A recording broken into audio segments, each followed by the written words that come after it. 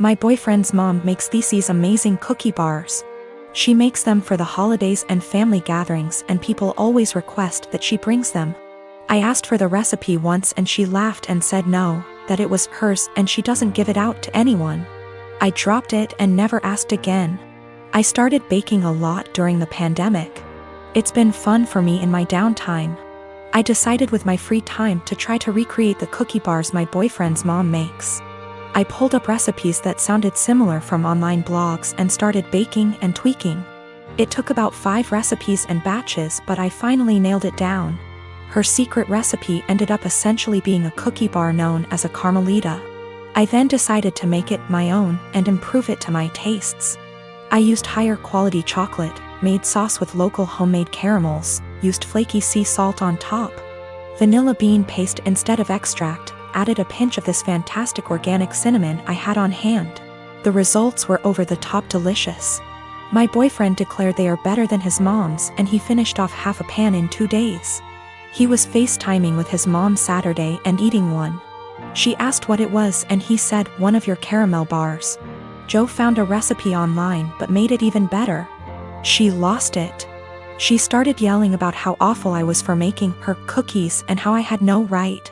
He told her that she was overreacting and quickly ended the call. She started blowing up my phone with nasty texts about what an asshole I am. I explained to her that I found the recipe I used online where it was very public. I had actually tweaked that to make it more my own. And that I wasn't ever planning on bringing them to an event she's at, so I did not see what the big deal was. She didn't care. She called me names and told me I was wrong for baking a recipe that I knew was similar to hers. She isn't speaking to me or her son. While I don't think my boyfriend should have made the comment about how I made it even better to his mom, taking that out of the equation, she thinks I'm an asshole for even making them to begin with. I disagree, but from the texts from her and a couple other family members of hers, they think I crossed a line. It's a complex situation, but I'll do my best to explain. I have a bio son, Leo, 16, from my previous relationship. I married his stepmom, who is a mother of 2 boys, Connor, 20, deceased, and Derek, 12. I've never had the pleasure to meet Connor, who tragically passed away from a motorcycle accident.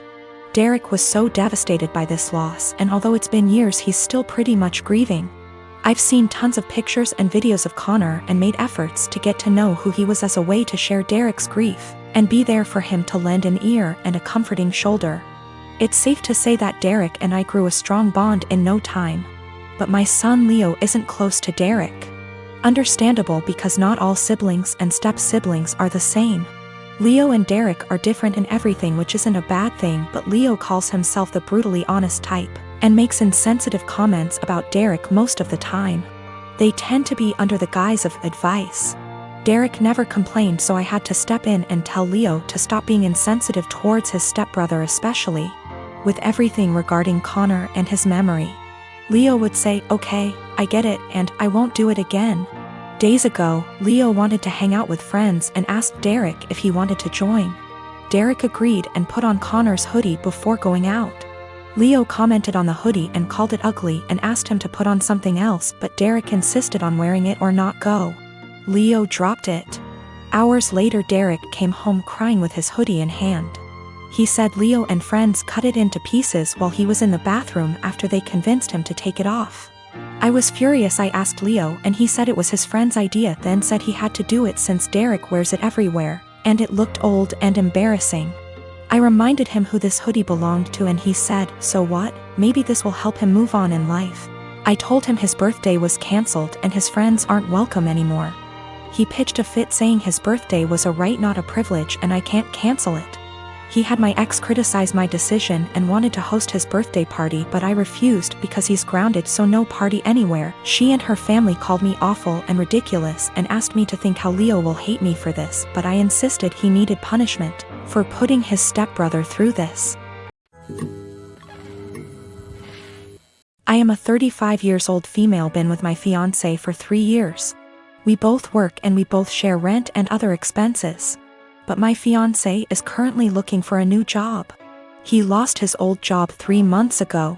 My family lives 30 minutes away, and although it's been difficult this year, I decided to get my brother.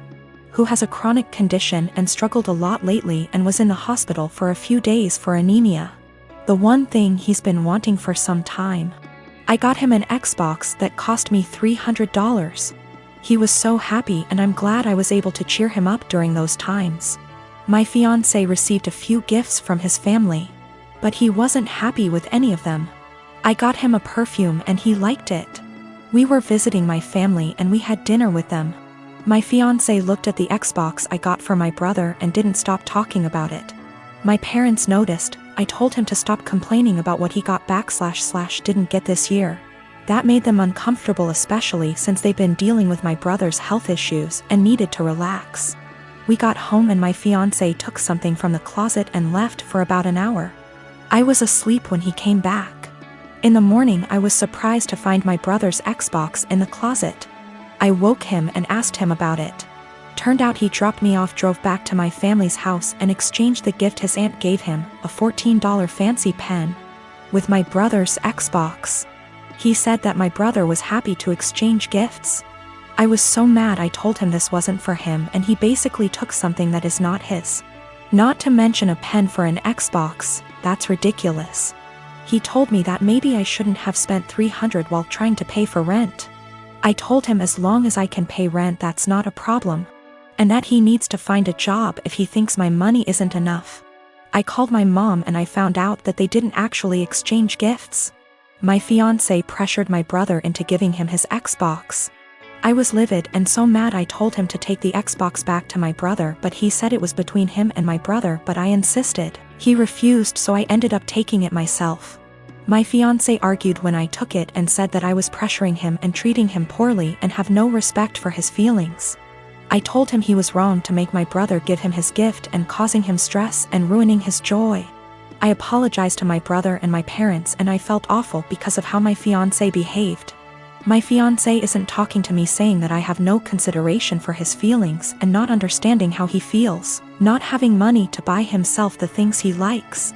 I'm surprised because he has never done anything like this before. I get that he's struggling with finding a job, but this is not an excuse. When I was a teenager, my dad bought me a classic 1972 Ford Bronco. It was my true passion and I don't recall a memory from high school that somehow doesn't involve that truck. Plus my dad and I would spend hours and hours working on it together, and we went through that especially father / son rough patch. When I was teenager it was always that Bronco that brought us back together. I made a huge mistake and sold the truck when I turned 19 and my dad died of a heart attack 2 months later, so while not logical, I've always felt a karmic connection between the two events. We had a baby in early February. She is our first and the light of my life. My wife is doing well, but she's back at work and she's realized that she hates all the daycares we've tried and really wants to be a stay-at-home mom, and plus she's still very hormonal from delivery. Lack of sleep and breastfeeding, so she's having a rough time and is angry a lot.